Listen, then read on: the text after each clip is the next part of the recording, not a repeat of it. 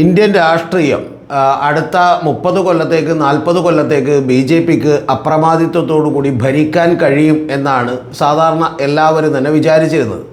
പക്ഷേ രാഷ്ട്രീയം അങ്ങനെ സ്റ്റഡിയായി നിൽക്കുന്നൊരു കാര്യമല്ല. പലപ്പോഴും അതൊക്കെ മാറി മറിയുന്ന കാര്യങ്ങളാണ്.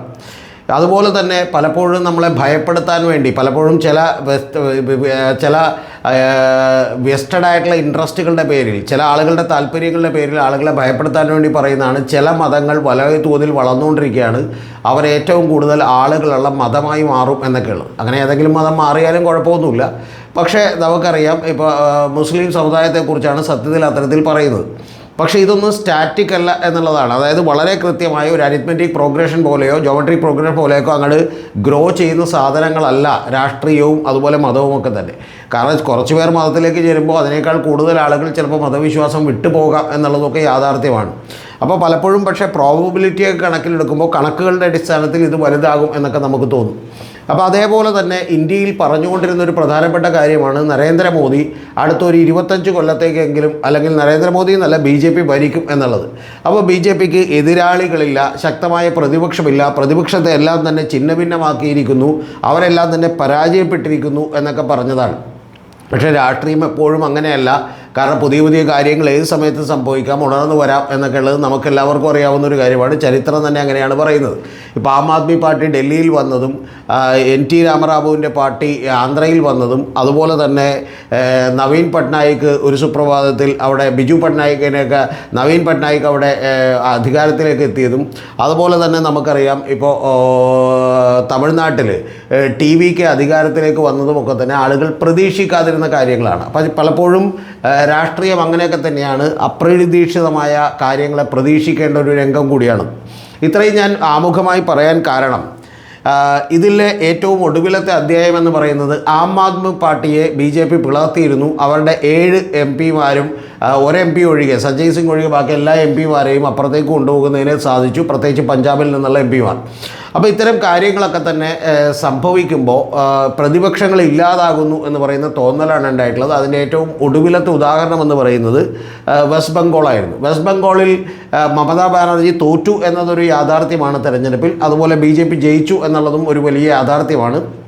200-ലധികം സീറ്റുകൾ അവർ നേടി എന്നുള്ളതൊക്കെ യാഥാർത്ഥ്യമാണ്. പക്ഷേ അപ്പോഴും മമതാ ബാനർജിക്കോ തൃണമൂൽ കോൺഗ്രസിനൊന്നും അവരുടെ വോട്ട് ബേസുകൾ നഷ്ടപ്പെട്ടിരുന്നില്ല എന്നുള്ളത് കൂടി നമ്മൾ കാണണം. ഉദാഹരണത്തിന് 5% വോട്ടുകളുടെ മാത്രം വ്യത്യാസമുണ്ടായിരുന്നുള്ളൂ. 40% വോട്ടുകൾ അപ്പോഴും നിലനിർത്താൻ മമതാ ബാനർജിക്ക് കഴിഞ്ഞിരുന്നു.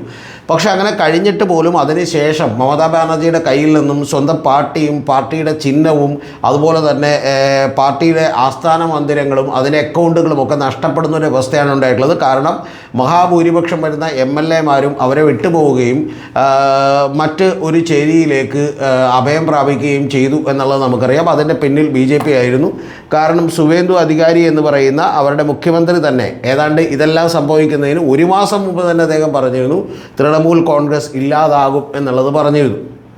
അപ്പോൾ ഋതുപ്രത ബാനർജിയുടെ നേതൃത്വത്തിലുള്ള ആളുകളാണ് ഇത്തരത്തിൽ പിരിഞ്ഞു പോയത്, വിമത സഖ്യമായി മാറിയത്. അവർക്ക് വലിയ ഭൂരിപക്ഷമുണ്ട് എന്നുള്ളതൊരു യാഥാർത്ഥ്യമാണ്. ഈ ഋതുപ്രത ബാനർജി നിങ്ങളാരും മറന്നു പോകരുത്, അദ്ദേഹത്തെ CPM-ൽ നിന്ന് പുറത്താക്കിയതാണ്. ഐപാഡും അതുപോലെ തന്നെ ഐഫോണും ഒക്കെ ഉപയോഗിക്കുന്നുവെന്നും ഭാര്യയുടെ പരാതിയിൽ തന്നെ വലിയ ലക്ഷറി ആയിട്ടുള്ള ജീവിതം നയിക്കുന്നു എന്നൊക്കെ പറഞ്ഞ് ഒഴിവാക്കുകയും പിന്നീട് അദ്ദേഹത്തെ തൃണമൂൽ കോൺഗ്രസ് കയ്യിൽ നീട്ടി സ്വീകരിക്കുകയും ചെയ്തതാണ് എന്നുള്ളത് മറന്നു പോകരുത്. അപ്പോൾ ഇത്തരം കാര്യങ്ങളൊക്കെ ഉണ്ടായിക്കൊണ്ടിരിക്കുമ്പോൾ അവിടെ എല്ലാം അവസാനിക്കുന്നു എന്നാണ് നമ്മൾ വിചാരിച്ചതെങ്കിൽ രാഷ്ട്രീയം പിന്നെയും അത്ഭുതങ്ങൾ കാത്തുവച്ചിരുന്നു എന്നുള്ളതാണ് യാഥാർത്ഥ്യം. ഇപ്പോൾ മമതാ ബാനർജിക്ക് ഉണ്ടായിരുന്ന MP-മാരിൽ മഹാഭൂരിപക്ഷം പേര് അവരെ വിട്ടുപോവുകയും അവരും വിമതരോടൊപ്പം ചേരുകയും ചെയ്തു എന്നുള്ളത് നമുക്കറിയാം. അവർ പുതിയൊരു പാർട്ടി, അതായത് നിലവിലുണ്ടായിരുന്നൊരു പാർട്ടിയിലേക്ക് ചേരുകയാണ് ഉണ്ടായിട്ടുള്ളത്. NCPI എന്ന് പറയുന്നൊരു പാർട്ടിയിലേക്ക് ചേരുകയാണ് ഉണ്ടായിട്ടുള്ളത്. അപ്പോൾ നാഷണലിസ്റ്റ് കോൺഗ്രസ് പാർട്ടി എന്ന് പറയുന്നൊരു പാർട്ടിയിലേക്ക് ജോയിൻ ചെയ്യുകയാണ് ഉണ്ടായിട്ടുള്ളത്. അപ്പോൾ അങ്ങനെ ജോയിൻ ചെയ്യുന്ന ആ വിമത സഖ്യത്തിൽ വിമത MP-മാരിൽ ഇപ്പോൾ വലിയ വിള്ളലുണ്ടായിരിക്കുന്നു. അതിനകത്ത് യൂസഫ് പത്താൻ, അബു താഹിർ, ഖലീലുൽ റഹ്മാൻ എന്ന് പറയുന്ന ആളുകളൊക്കെ തന്നെ അവരിൽ നിന്ന് ഞങ്ങൾ ഇതിൻ്റെ ഒപ്പം കൂടാനില്ല എന്നുള്ള കാര്യങ്ങളിലേക്ക് എത്തിയിരിക്കുന്നു എന്നുള്ളതാണ്. എന്ന് പറഞ്ഞാൽ ഈ കഴിഞ്ഞ ദിവസങ്ങളിലുണ്ടായ CJPയുടെ പ്രൊട്ടസ്റ്റും അതുപോലെ പാർട്ടികളുടെ വലിയ സമരവും അതിൻ്റെ വിജയവുമൊക്കെ തന്നെ യഥാർത്ഥത്തിൽ ജനങ്ങൾ ഇവരുടെ കൂടെ ഇല്ല എന്ന് പറയുന്നൊരു തോന്നലുണ്ടാക്കിയിരിക്കുന്നു ഈ MP-മാർക്കടക്കം അല്ലെങ്കിൽ നിരവധി MLA-മാർക്കടക്കം. ഞാനിപ്പോൾ പേര് പറഞ്ഞ ആളുകൾ കൂടാതെ ഞാൻ അവിടെ നിന്ന് തന്നെ കൃത്യമായിട്ടുള്ള ഗ്രൗണ്ട് റിപ്പോർട്ടുകളുടെ അടിസ്ഥാനത്തിൽ മനസ്സിലാക്കാൻ കഴിയുന്ന ഒരു കാര്യമെന്ന് പറയുന്നത്, ഇനി അടുത്തൊരു തെരഞ്ഞെടുപ്പിന് നിന്നാൽ ഞങ്ങൾക്ക് ജയിക്കാൻ കഴിയുമോ എന്ന് പറയുന്ന ഭയം എല്ലാ എം പിമാരെയും പിടികൂടിയിരിക്കുന്നു എന്നാണ്. ഇപ്പോൾ യൂസഫ് പത്താനൊക്കെ നമുക്കറിയാം, അദ്ദേഹത്തെ മറ്റൊരു സ്റ്റേറ്റിൽ നിന്ന് ഇവിടെ കൊണ്ടുവന്ന് മമതാ ബാനർജി മത്സരിപ്പിച്ചാണ്. പക്ഷേ അത്ര എളുപ്പത്തിൽ BJPയുടെ പിന്തുണ ഉണ്ടെങ്കിൽ പോലും ഞങ്ങൾക്ക് ജയിക്കാൻ കഴിയില്ലെന്നും മമതാ ബാനർജി അവിടെ വലിയ കരുത്തയായി തിരിച്ചു വരുന്നു എന്ന് പറയുന്ന തോന്നലൊക്കെ ഉണ്ട്. അതിൻ്റെ പ്രധാനപ്പെട്ട കാരണങ്ങളിലൊന്ന് BJPയുടെ ഇടിയുന്ന പ്രതിച്ഛായയാണ്. അനുദിനമായിട്ട് അവിടെ വലിയ തോതിൽ പ്രതിച്ഛായ ഇടിഞ്ഞുകൊണ്ടിരിക്കുകയാണ്. അതുകൂടാതെ ഈ കഴിഞ്ഞ തെരഞ്ഞെടുപ്പിൽ പോലും അവർ ജയിക്കാനുണ്ടായിട്ടുള്ള കാര്യം മമതാ ബാനർജിക്കും അതുപോലെ TMCക്കൊക്കെ കിട്ടേണ്ട വോട്ടുകളെ വളരെ കൃത്യമായി സ്പ്ലിറ്റ് ചെയ്യിക്കാൻ നിരവധി ആളുകളെ, അസദുദ്ദീൻ ഒവൈസിയുടെ അടക്കം നിരവധി ആളുകൾ ഉപയോഗിച്ചതുകൊണ്ട് അങ്ങനെ സ്പ്ലിറ്റ് ചെയ്യിക്കാൻ കഴിഞ്ഞതാണ് എന്ന് പറയുന്ന തോന്നലിലേക്ക് എത്തിയിരിക്കുന്നു. എന്ന് പറഞ്ഞാൽ പണം മാത്രമല്ലല്ലോ, അധികാരം എപ്പോഴും വേണമെന്നുള്ളതാണ് രാഷ്ട്രീയക്കാരുടെ ചിന്ത. അപ്പോൾ അധികാരത്തിലേക്ക് എത്താൻ ഞങ്ങൾക്ക് കഴിയില്ലേ എന്ന് പറയുന്ന തോന്നൽ ഈ MP-മാരുടെ അടക്കം നിരവധി MLA-മാരുടെ അടക്കം വലിയ തോതിൽ പ്രശ്നമായിക്കൊണ്ടിരിക്കുന്നു. അപ്പോൾ അതുകൊണ്ട് തന്നെ എന്ത് ചെയ്യണം എന്നറിയാത്തൊരു പ്രതിസന്ധിയിലാണവർ. അതേസമയം തന്നെ മമതാ ബാനർജി ചില മീറ്റിങ്ങുകൾ വിളിക്കുകയും പൊതുയോഗങ്ങളിൽ സംസാരിക്കുകയൊക്കെ ചെയ്യുമ്പോൾ ആ പൊതുയോഗങ്ങളിലേക്ക് അഭൂതപൂർവമായിട്ടുള്ള ഒരു ജനക്കൂട്ടം കൂടുകയും ചെയ്യുന്നു എന്നുള്ളതൊരു യാഥാർത്ഥ്യമാണ്. ഇതെല്ലാറ്റിലും കൂടാതെ അവിടെ CPM-ൻ്റെ ഒരു ചെറിയ സ്വാധീനമുണ്ട് എന്നുള്ളത് നമുക്കെല്ലാം അറിയാം. CPM-ൻ്റെ വലിയ ചെറുപ്പക്കാരായിട്ടുള്ള നേതാക്കന്മാരാണ്, അവർ നിസ്വാർത്ഥമായി പ്രവർത്തിക്കുന്നവരാണ്. അവരെ പോലെയുള്ള നേതാക്കന്മാരെ കേൾക്കാനായിട്ട് നേരത്തെ ആയിരക്കണക്കിന് ആളുകൾ വന്നിരുന്നു. പക്ഷെ അതൊന്നും വോട്ടായി മാറിയില്ല, കാരണം CPM-ന് ജയിക്കാൻ കഴിയില്ലെന്ന് അവർക്കറിയാം. പക്ഷെ അങ്ങനെയുള്ളപ്പോൾ പോലും CPM പോലും ഇവരെല്ലാവരും തന്നെ അവസരവാദികളാണെന്നും ജനത്തിനെ സഹായിക്കാനല്ല ചേർന്നത് ഇവർ നിൽക്കുന്നത് എന്ന് പറയുന്ന പ്രചണ്ഡമായിട്ടുള്ള പ്രചരണം കൊടുക്കുന്നു.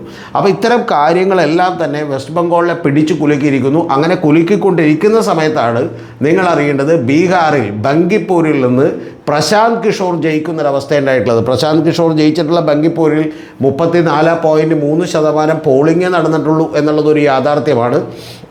പക്ഷേ ആ യാഥാർത്ഥ്യത്തിൻ്റെ പിന്നിൽ BJP കേന്ദ്ര നേതാക്കളുമായി പ്രശാന്ത് കിഷോറിനുള്ള ബന്ധത്തിൻ്റെ പേരിൽ ജയിപ്പിച്ചതാണ് എന്ന് പറയുന്ന പരാതികൾ വരെയുണ്ട്. പക്ഷേ എങ്കിൽ പോലും ആ പരാജയം എന്ന് പറയുന്നത് സാധാരണ 70-71% വോട്ടുകൾ BJPക്ക് കിട്ടുന്നൊരു മണ്ഡലത്തിൽ ഇത്ര വലിയ കനത്ത പരാജയവും 19,000-ലധികം വോട്ടിൻ്റെ ഭൂരിപക്ഷത്തിന് പ്രശാന്ത് കിഷോർ ജയിക്കുകയും ചെയ്തത് വീണ്ടും ഇവരെ ഭയചകിതരാക്കിയിരിക്കുന്നു എന്നുള്ളതാണ്. എന്ന് പറഞ്ഞാൽ BJPക്ക് അതിൻ്റെ മണ്ണുകൾ നഷ്ടപ്പെടുന്നു എന്നുള്ളതാണ് നമ്മൾ മനസ്സിലാക്കേണ്ടത്. ഏറ്റവും കൂടാതെ മറ്റൊരു പ്രധാനപ്പെട്ട കാര്യവും കൂടിയുള്ളത്, നമുക്കെല്ലാം അറിയുന്നത് പോലെ RSSൻ്റെ ചീഫായിട്ടുള്ള മോഹൻ ഭഗവത് അദ്ദേഹം കഴിഞ്ഞ ദിവസങ്ങളിൽ കുട്ടികളോട് സംവദിച്ചിരുന്നു. ആ കുട്ടികളോട് സംവദിച്ചപ്പോൾ ജൻസിക്കാരോടൊക്കെ സംവദിച്ചപ്പോൾ അദ്ദേഹം വളരെ ക്ലാരിറ്റിയോടുകൂടി ഒരു കാര്യം പറഞ്ഞിരിക്കുന്നു. സമരം ചെയ്തവരുടെ ആവശ്യങ്ങൾ ന്യായമായിരുന്നുവെന്നും അവരൊരിക്കലും രാജ്യദ്രോഹികളോ രാജ്യവിരുദ്ധരോ അല്ലായിരുന്നുവെന്നാണ്. എന്ന് പറഞ്ഞാൽ BJP പ്രോ സംഘപരിവാർ ചാനലുകളൊക്കെ തന്നെ പലപ്പോഴും ഏറ്റവും താഴേക്കിടയിൽ സൃഷ്ടിച്ചുകൊണ്ടിരുന്ന നരേറ്റീവ് എന്ന് പറയുന്നത് അവർക്ക് വലിയ ഫണ്ട് കിട്ടിയിട്ടുണ്ട്, അവർ രാജ്യവിരുദ്ധരാണ്, അതുപോലെ അവരെ വെടിവെച്ച് കൊല്ലണമെന്നാണ് TG മോഹൻദാസിനെ പോലുള്ള ആളുകൾ പോലും പറഞ്ഞേക്കുന്നത്. ഇതിനെല്ലാറ്റിനെയും തള്ളിക്കൊണ്ട് അവരുടെ ആവശ്യങ്ങൾ ന്യായമാണെന്നും യഥാർത്ഥത്തിൽ അവരെ കേൾക്കേണ്ടതായിരുന്നുവെന്നും അവർ പ്രതിഷേധ സമരങ്ങൾ ഒരു ജനാധിപത്യത്തിൻ്റെ സൗന്ദര്യമാണെന്നും അത് വളരെ ആവശ്യമുള്ള കാര്യമാണെന്നും വളരെ ക്ലാരിറ്റിയോടുകൂടി മോഹൻ ഭഗവത് പറയുകയും ഇവരാരും തന്നെ രാജ്യദ്രോഹികളല്ലെന്നും അവരെ അഭിമാനികളായിട്ടുള്ള ഇന്ത്യക്കാരാണെന്നും പറയുകയും ചെയ്തതോടുകൂടി യഥാർത്ഥത്തിൽ ഇനി BJPയുടെ സോഷ്യൽ മീഡിയ ഹാൻഡിലുകൾക്ക് പോലും രക്ഷയില്ലാതായിരിക്കുന്നു. അവരടക്കം ഇനി RSS എൻ്റെ സർസംഘചാലകനെ തന്നെ തള്ളിക്കൊണ്ടുള്ള ഒരു പ്രചരണത്തിന് കഴിയാത്തത് കൊണ്ട് കണ്ടം വഴി ഓടിയിരിക്കുന്നു. യഥാർത്ഥത്തിൽ എല്ലാം കൊണ്ടും BJPക്ക് വലിയ തിരിച്ചടിയായി മാറുന്നു. ആ തിരിച്ചടിയായി മാറുന്നതിൻ്റെ പ്രതിഫലനങ്ങളാണ് ഇപ്പോൾ വെസ്റ്റ് ബംഗാളിലെ വിമതർക്കിടയിലെ പ്രശ്നമായും നമ്മൾ കണ്ടുകൊണ്ടിരിക്കുന്നത്.